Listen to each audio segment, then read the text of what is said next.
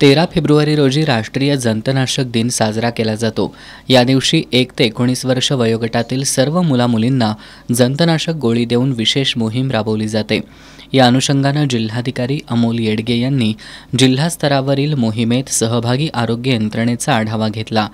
जिल्हाधिकाऱ्यांनी या मोहिमेत सहभागी आरोग्य, महिला आणि बालविकास, शिक्षण, ग्रामपंचायत तसंच पाणीपुरवठा विभागाकडील अधिकारी आणि कर्मचाऱ्यांनी त्यांना नेमून दिलेल्या जबाबदाऱ्या पूर्ण करण्याच्या सूचना दिल्या।